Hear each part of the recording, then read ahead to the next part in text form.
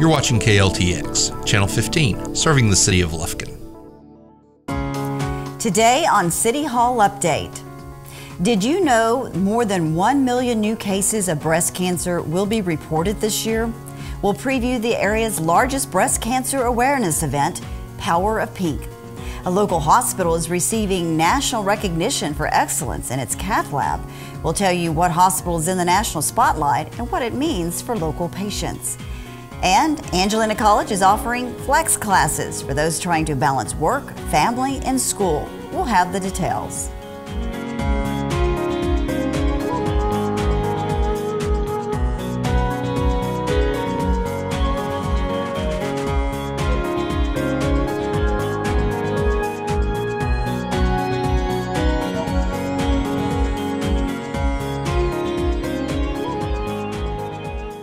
Hi everyone, I'm Yana Ogletree and welcome to this edition of City Hall Update. October is Breast Cancer Awareness Month, a worldwide campaign that involves thousands of organizations highlighting the importance of breast cancer awareness, education, and research. CHI St. Luke's Health Memorial is one of those organizations doing its part to bring breast cancer awareness to the forefront. Now celebrating 26 years, Power of Pink has educated thousands of women through the years on the importance of breast cancer awareness and helping them to understand the signs and symptoms and treatment options of this disease.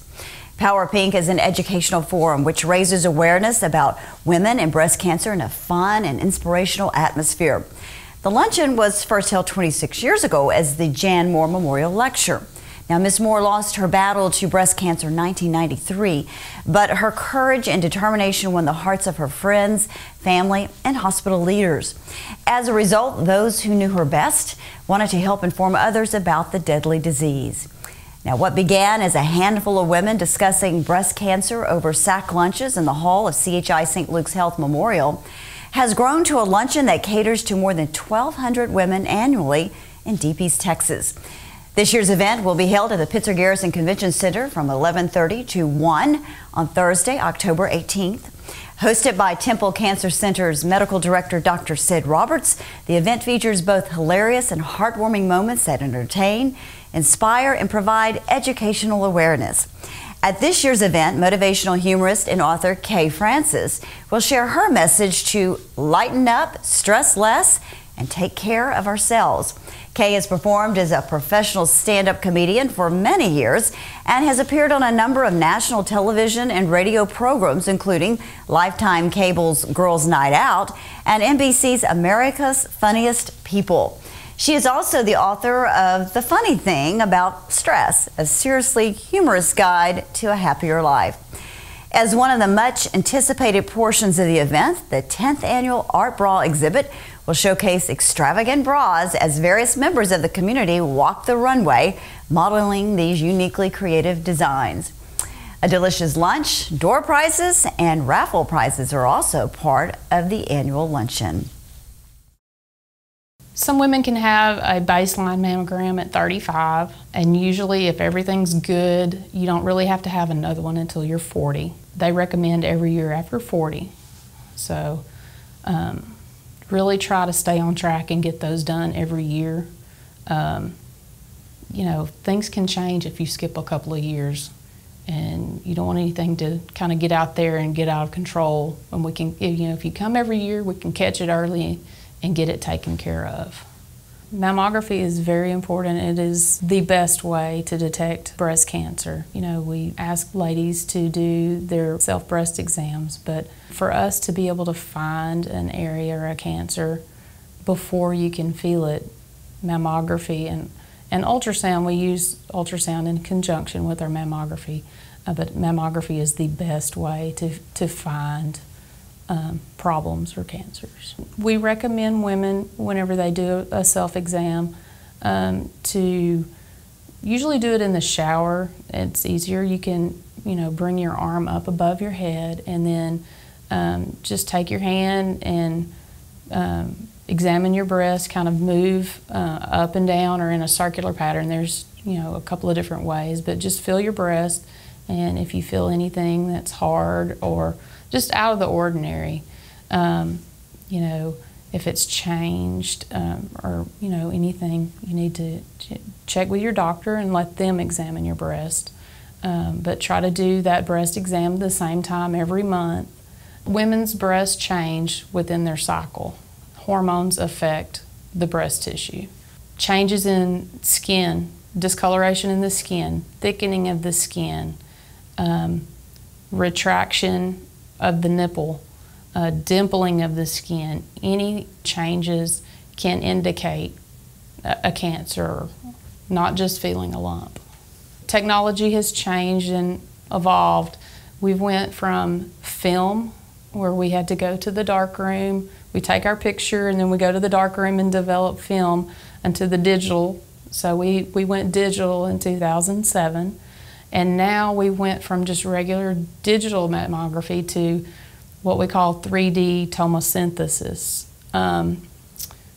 With the tomosynthesis, it's a more detailed, specific image. We get a lot more data when we take a picture of the breast. Before, it was just a regular 2D image. With the tomosynthesis, we get almost like slices through the breast, 1 millimeter apart. So depending on the thickness of the breast, when we have it up there and we take our picture, we can get 50 to 100 images just on one compression, one exposure. A lot of ladies worry about radiation exposure whenever they come in for the mammogram. Don't. It's very, very minimal. The machines have things built into them that keeps that exposure dose very, very, very low. With this new tomosynthesis, we found cancers much earlier, much earlier than what we have had in the past, or something that, we might have missed, because especially with women with really dense breasts, it's very hard to see. And the tomosynthesis allows us to kind of peel away some of that denseness and thickness so we can kind of see through those areas. With these new machines that we have now, we have a firm biopsy system. We take a picture, and the radiologist can, if he sees the area that he wants to biopsy, he can go in and just put basically an X on that spot, and the computer dials into that area, and the attachment moves, and basically it's kind of computerized targeting, and it just goes right to that spot. We take the sample out, and boom, we're done. Very fast, very efficient. We're offering that new technology at all of our hospitals. The whole test, 4 pictures we usually do on a basic screening mammogram, 2 pictures on each breast. 10 minutes maybe. I can get a patient in, let them change into their gown, do their test, and they're getting dressed in 10 minutes. Very quick, very easy. Each picture, I would say maybe 10 seconds as far as actual in their compression, and your breast is in the machine. So it is uncomfortable, and some women have more discomfort than others, but 10 or 15 seconds of discomfort, but you have the peace of mind knowing, hey, my mammogram's okay. That's 10 or 15 seconds is nothing compared to knowing, hey, I don't have breast cancer today. So.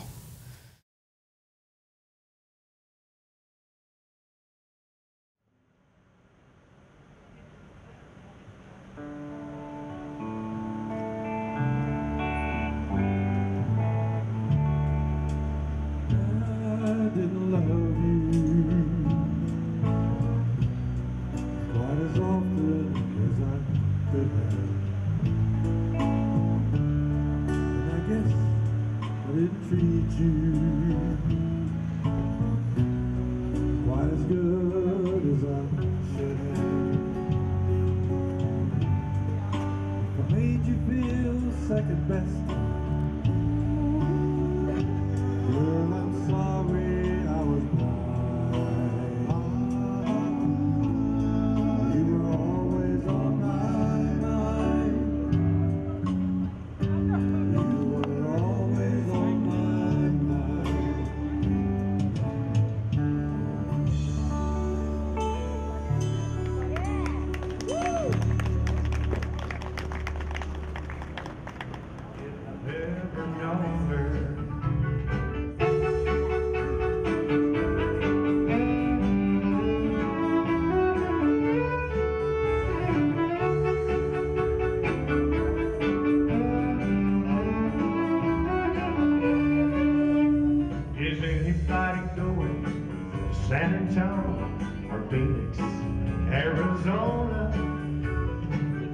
place is alright as long as I can forget that I've never known her. As we continue into the fall, I get a lot of calls about chinch bugs. You'll typically see injury in your yard as yellow or dead, drought-stressed or heat-stressed spots in the yard, most commonly in late summer, continuing into the fall. Infestations are usually initially localized because chinch bugs feed in aggregates. Injured plants occur in spots or patches that enlarge as the population increases and spreads. When lawns are infested, high numbers of chinch bugs migrate by walking into neighborhood lawns and other turf grass areas. You've probably heard that you can find them by floating them up with a coffee can where the bottom is cut out. That's true, but I have better luck by simply parting the grass and quickly looking for the bugs darting around and looking for cover. Another method is to sprinkle an area with a dilute liquid dishwashing soap solution. Put about 1 ounce of soap per gallon of water and apply that to about 2 square feet of grass. This will irritate the chinch bugs and other insects, and they should come to the surface where you can more easily see them. Our beloved St. Augustine grass is the favorite host of the southern chinch bug. Other grasses that they'll attack include Bermuda grass, Bahia grass, centipede, and zoysia grass. Adult chinch bugs are about 3/16 of an inch long. They have black bodies and fully developed wings that look white. Adults appear as either long-winged or short-winged forms. Newly hatched nymphs appear orange or red with a pale whitish band across their abdomens. As they molt, they go through 5 growth stages or instars. The nymphs gradually change color from red to orange to black and develop the wing pads as they develop.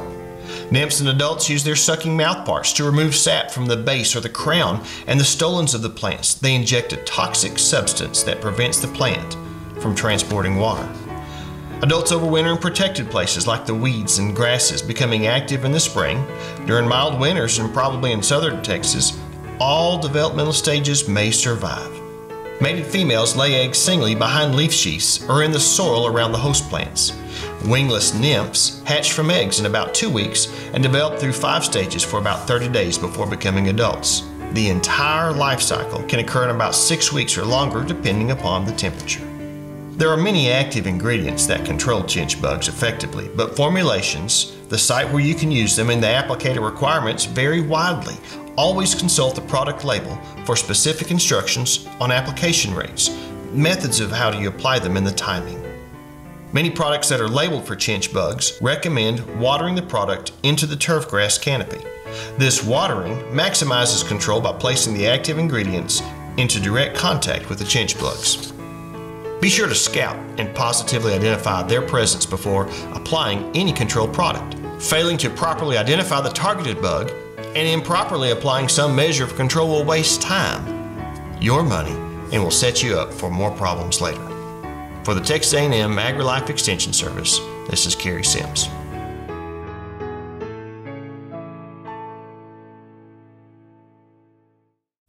In other healthcare news, Woodland Heights Medical Center has recently adopted a communication platform that connects clinicians across healthcare entities in real time.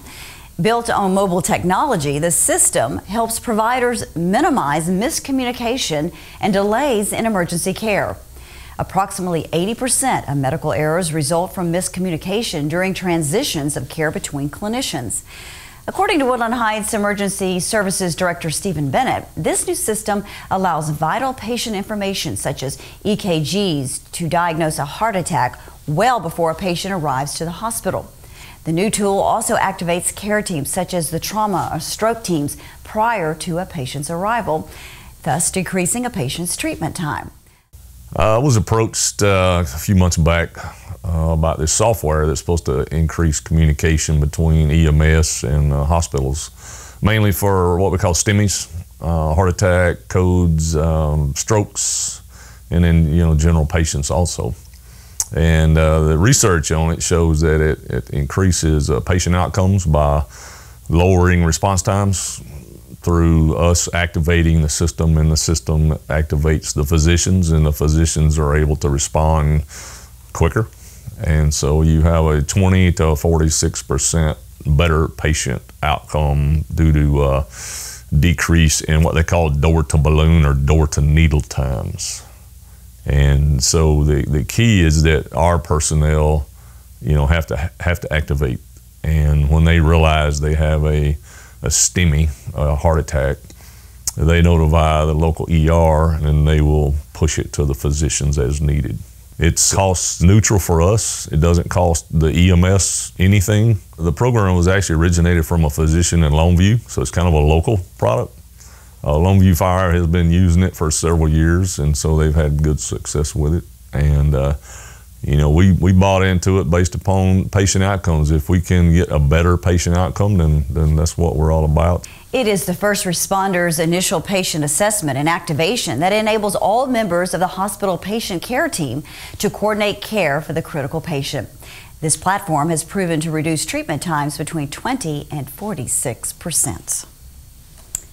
Meanwhile, the American College of Cardiology has recognized Woodland Heights Medical Center for excellence in treating patients who come to its cardiac cath lab for care, including diagnostic catheterizations and percutaneous coronary intervention, or PCI procedures.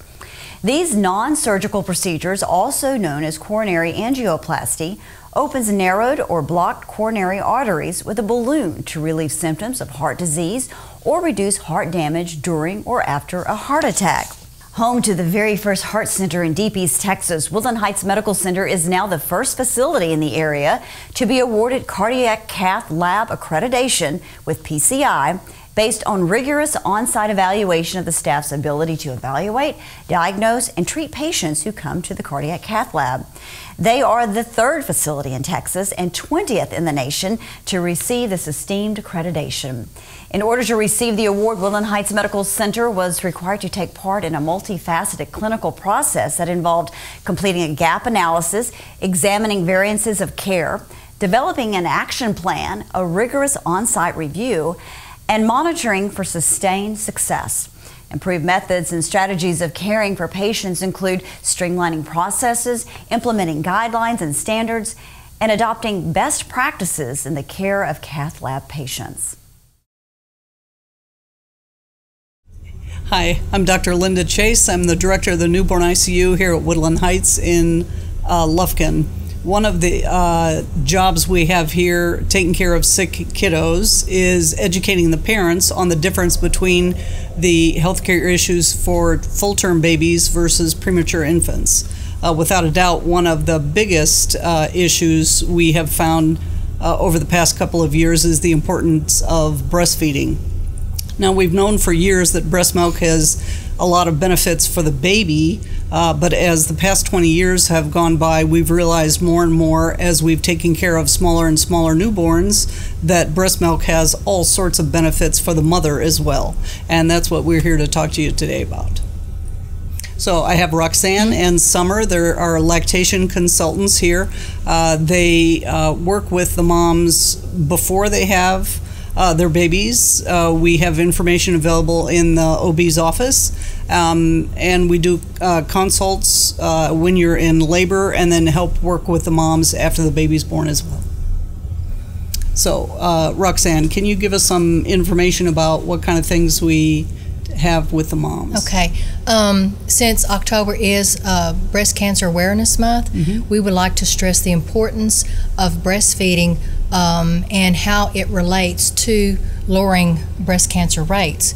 Whenever a mother breastfeeds, the hormones change in a woman's body. And the longer a mom breastfeeds, it decreases the risk of breast, uterine, and ovarian cancers because of the suppression of the hormone estrogen.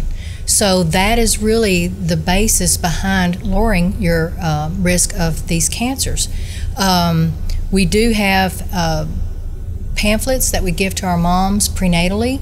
We have prenatal breastfeeding education. We also have 2 lactation consultants on staff here at Woodland Heights to be able to help moms to learn how to breastfeed.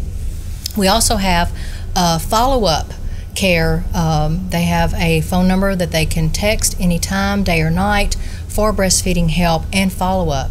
If there is a concern, then the mother can come back to the hospital with their baby for pre- and post-feed weight checks, and make sure that the mom's breasts are lactating like they should, the babies are gaining weight, and also we reinforce the benefits that she is getting and also that the baby is getting with breastfeeding through decrease in ovarian, breast cancer, and also decrease in obesity in their child. So breastfeeding is a very, very important part of a woman's life, not just the benefits of breastfeeding the baby. It also has to do with the mother too. Whenever a mother breastfeeds, every day the baby is taking more and more calories. So, and it's usually not until around the 4th month that a mother will see the pounds kind of melting off, because as the baby grows, the baby's taking in a lot more calories. So even though we say 500 extra calories per day, the mother might, be able to take in a little bit more than that. But a mother that is educated and really is aware of how much her baby's taking in, and she's aware of her weight loss, she can go ahead and pick up some of her calories too. Mm-hmm. We do have 3D mammograms at Diagnostic Center, at the Woodland Heights Diagnostic Center here in Lufkin, that we can see what's going on with them and then refer them to the physicians that they need to see if they run into a problem. And there was one instance where a mother delivered here, and whenever I did my assessment, her breast looked a little bit different. She had dimpling in the sides, and so we followed her up, and she did have breast cancer. So she was still able to produce milk. She did pump. She did have to have surgery, but she was able to pump enough to sustain her baby while she had surgery.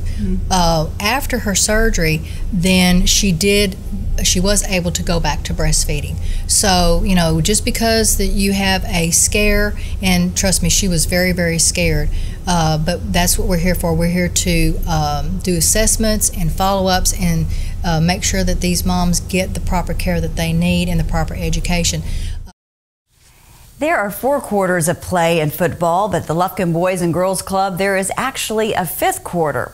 Youngsters, whether they are a Boys and Girls Club member or not, are invited to the Center for Food, Fun, and Fellowship during the football season. There will be 2 5th quarters held in October and 1 in November. All Lufkin High School students are invited to attend free of charge. We know that not all students of Lufkin High School can go to the away games and make those trips and travel. And so we wanted to create a fun and safe atmosphere for them to come, listen to the football games, and just interact with their friends. So we've created our 5th quarter event. 5th quarter event is comprised of basketball games, tournaments, pool tournaments, ping pong. We feed them each night. They have door prizes, a lot of fun activities, and a safe environment. It's kind of like their own personal tailgate party for the Lufkin High Schoolers that can't go to those away games and can't make that trip. This season we have, unless we go into the playoffs, we'll have 5 away games, and we start at 7 p.m. and we run till 10 p.m. each 5th quarter event. It's a free event to all Lufkin High School students. The only requirement is that they have a valid student ID to get in the door. Other than that, it's a free event. We want all high school students that want to participate to come on in. The Lufkin Convention and Visitors Bureau invites you to its annual Farm Feast. Mark your calendar for October 25th so you don't miss a popular culinary event. Lufkin's Farm Feast will give foodies across the region the opportunity to enjoy a locally sourced dinner celebrating East Texas farmers. The evening will begin with a wine and cheese hour featuring live music at 6 o'clock. A sit-down 4-course meal with wine pairings will follow at 7. Local chefs will use fresh, flavorful ingredients from farms within a 100-mile radius of Lufkin, and Brookshire Brothers will provide specialty cheeses, wines, and a variety of beer. Organizers describe the event as snappy casual, blending an elegant dinner with a fun, laid-back atmosphere. Lufkin's Farm Feast is scheduled for Thursday, October 25th. It will begin at 6 and go till 7 with a wine and cocktail hour, and then we'll sit down for a 5-course meal paired with wine. We feature our local chefs, Brittany Vinson with Tomei Catering, Kate Rudisil with 1921 Catering, and Tori Guy with Tastery Baking. We're really excited about it. It's a 5-course meal. We'll be featuring our local farmers' produce such as sweet potatoes, lima beans, noonday onions, other fall favorites. Tickets are on sale now for that. It's $50 each per person, or you can reserve a table of 8 for $500. Lufkin's Farm Feast is intended for adults due to the length of the event and out of respect for other guests. Organizers request that guests do not bring children. The event is best suited for flexible eaters, and organizers may not be able to accommodate strict dietary restrictions or severe food allergies.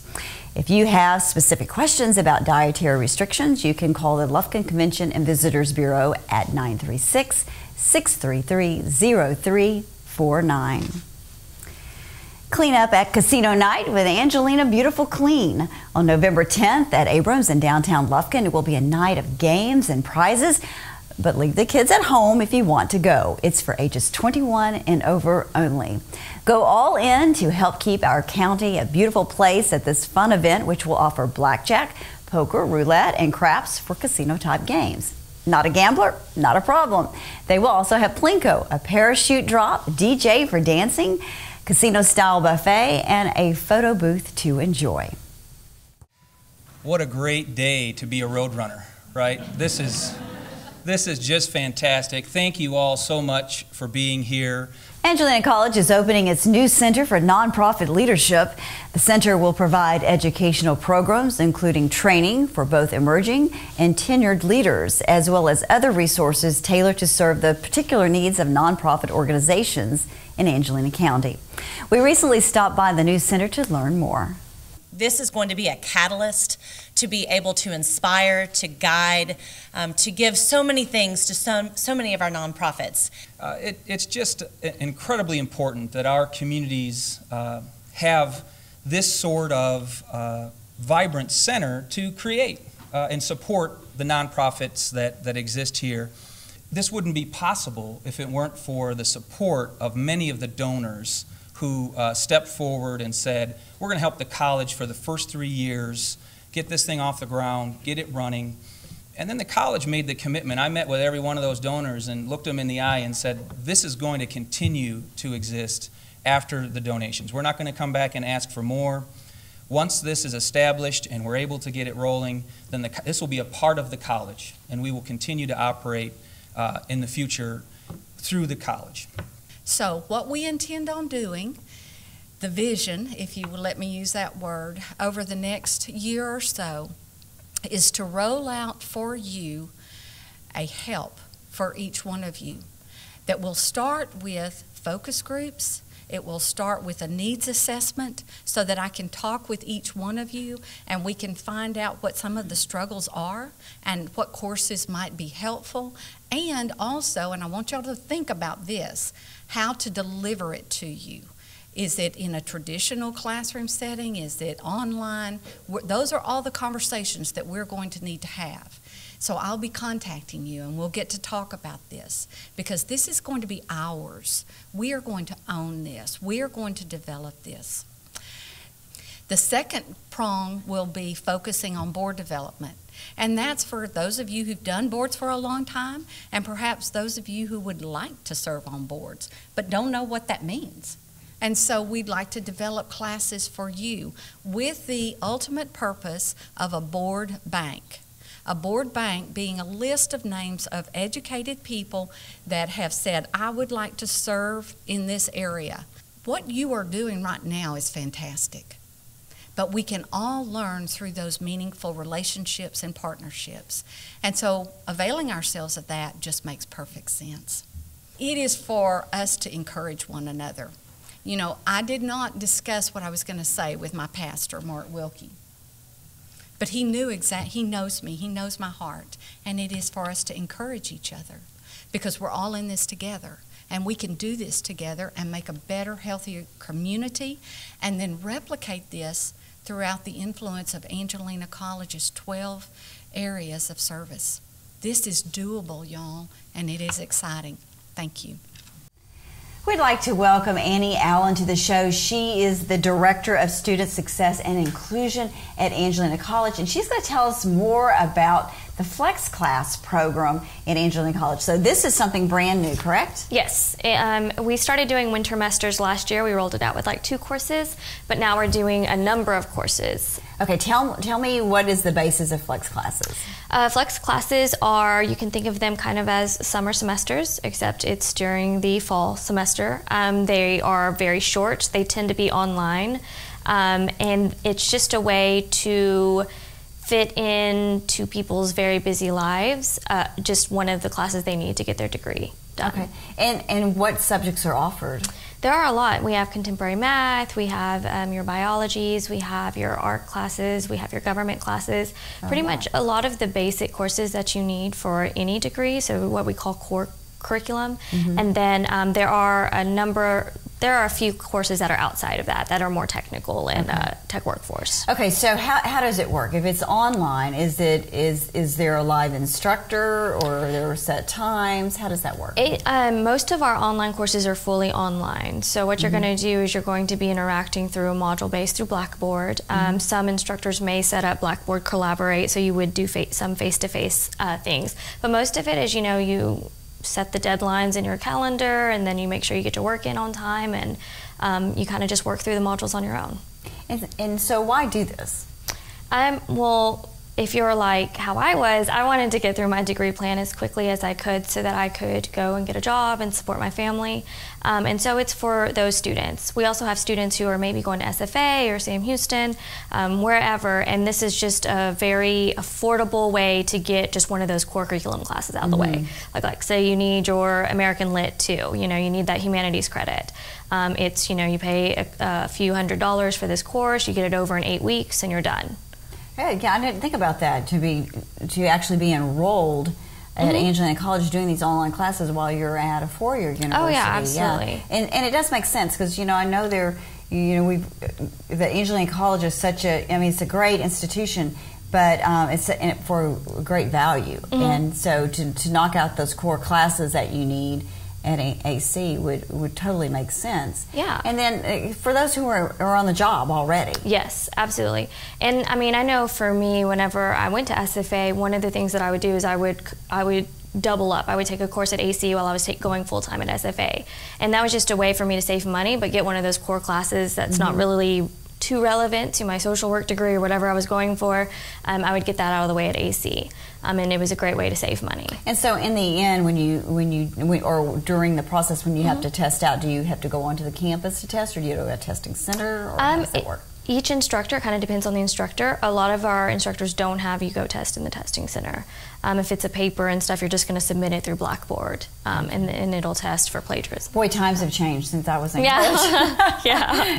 We have the computers now. Yes, it does. It makes things a lot more convenient, for sure. Okay, so when is the next round of classes? Most of them start October 22nd and end on December 13th, and there are payment plans for those courses as well. Oh, okay, that's even better. And how do you register? You would call our office, which is 936-633-5212, or you could just email us. You can email aussie@angelina.edu, and a success coach will enroll you in whatever course you need to be enrolled in. So it's pretty simple to sign up and get started. It's very simple. And yes. Books are online.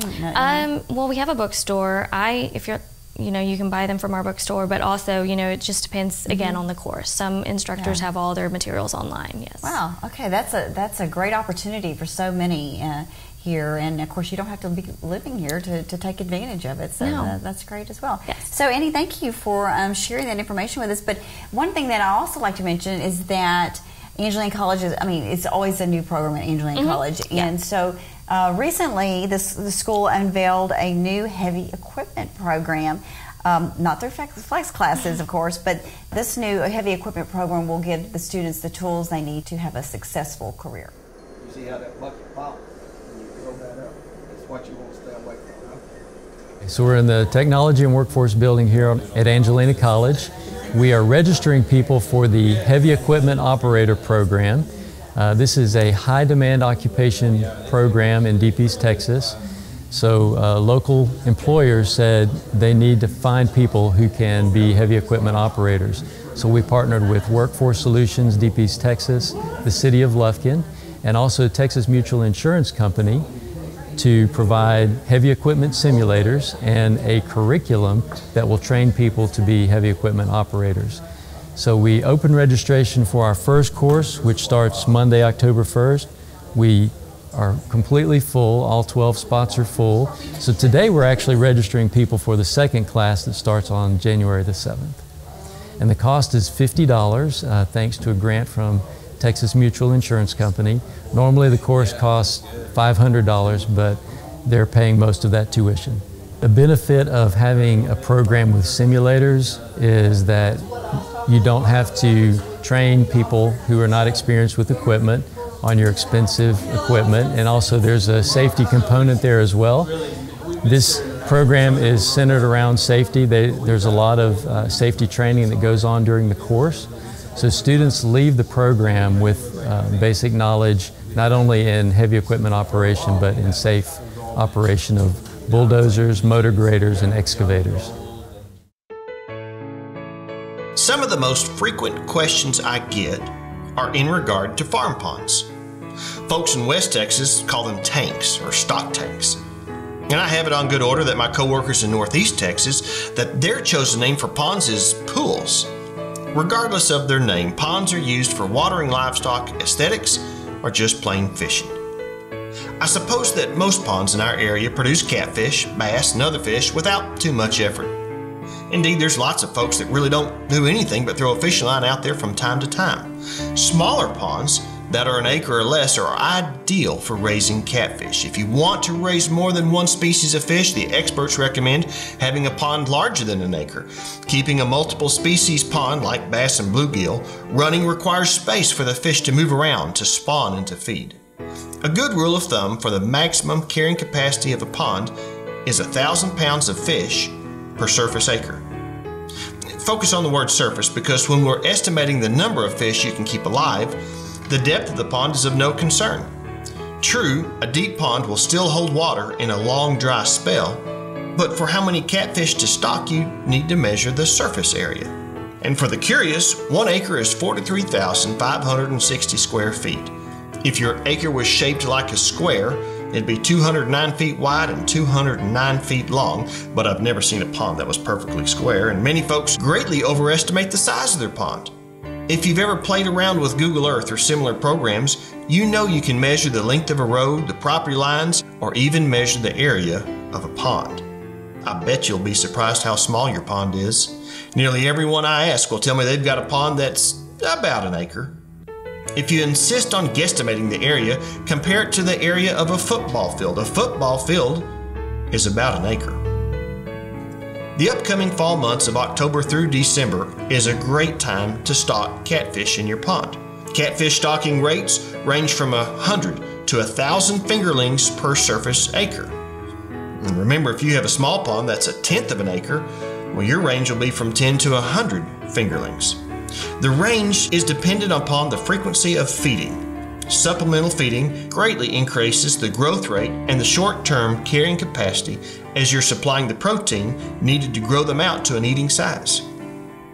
When you feed your fish, use a floating fish food that contains at least 28% protein. Feed at a rate that'll be consumed in 10 to 15 minutes every time you feed. Frequent feeding should occur from March to November and can be provided once a week during the winter months only on warm, sunny days. If you're interested in stocking your pond, call your favorite local feed store and ask when their fish supplier is coming and what the prices will be. For those who stocked fingerling years ago, one of the most common mistakes I hear of is simply not harvesting your fish. Yes, folks will go fishing for the fun of it, but then they'll turn them back right into the pond. Eventually, your fish will grow and reproduce. You'll then reach a stocking rate that is too high and will be short in available oxygen during the summer months. The solution? Catch them and eat them. You must harvest your catfish or they'll naturally die off when the pond water levels are low in oxygen. Think of a cattleman that never sold his calf crop. Over time, the pasture that could support his initial herd of cattle would be so overpopulated that there simply wouldn't be enough grass. So it is with fish and oxygen levels. Interestingly, you'll lose your bigger fish from oxygen depletion rather than your smaller ones during a die-off. I can't exactly wrap my head around the science of it, but larger fish simply need more oxygen than smaller fish. Unlike thin cattle that anyone can see needs more to eat, you may not be easily able to see when your fish will eventually die off. If you do have lots of eating-sized catfish and you have plenty of fish in your pond, your best management would be just to go fishing this fall. Catch all you can and be sure to invite your family and the neighbors over for a fish fry. This could be, and should be, an annual event. For the Texas A&M AgriLife Extension Service in Angelina County, this is Kerry Sims.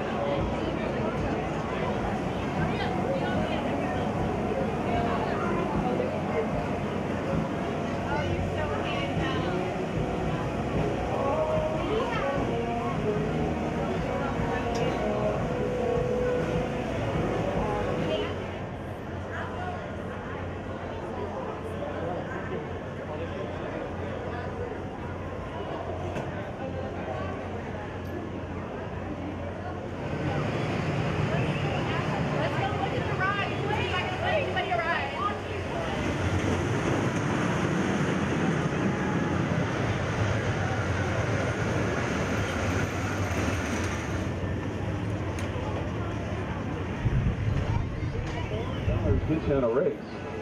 So Brian's every time. Uh-oh, look at these guys. Eating popcorn, having fun, holding hands. She looks you,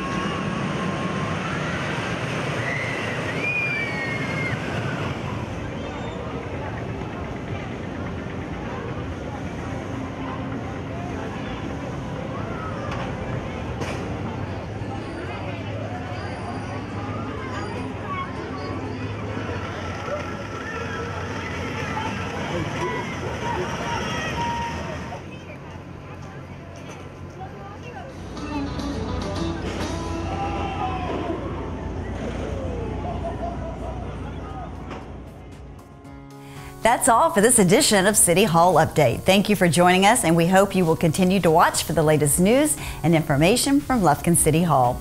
I'm Yana Ogletree. Have a great day.